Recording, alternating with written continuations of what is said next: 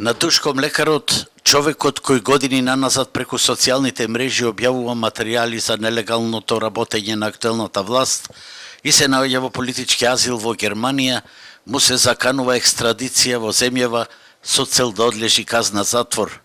Претходните само ме гонија, овие ме осудија, вели Душко за Алфа, битолскиот бунтовник познат уште од протестите во Сведмилк, во време на шарената револуција по 2 пресуди за учество во толпа и напад на службени лица, како што беше обвинет од кривичниот суд во Скопје заработи затворска казна од 1,5 година, а во основниот суд во Битола од 1 година.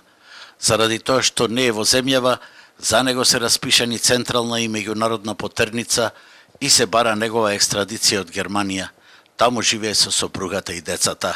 Во Скопје, тие што бевме снимени со Кире Неделковски кај што туркаме железата, и во Сведмил ги туркавме железата, па не бев осудени. За железа туркање во Скопје бевме осудени година и пол. Од таа толпа само ние двајцата, Кире Неделковски ослободен, Душко Илиевски осуден. Без ниеден доказ, без ништо. Само сведочење на полицијата, други докази не постојат. Според него ова е резултат на притисок врз правосудните органи од страна на експонентите на власта, кои се мета на негови критики.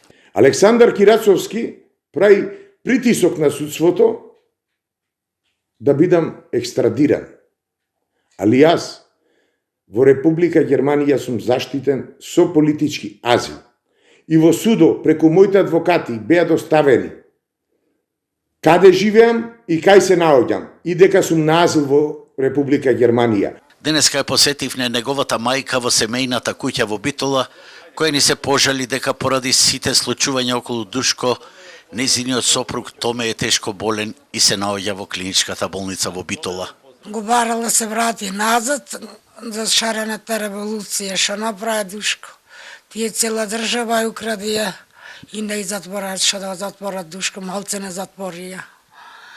Малце на штетија не направи за да социјална помош да дојде на ние. Душко Илиевски, како активист на СДСМ, активно учествуваше во шарената револуција, меѓутоа разочаран и под закана, како што вели, од поединци со кои влезе во кавга, со семејството пред неколку години побегна во Германија, каде што доби политички азил.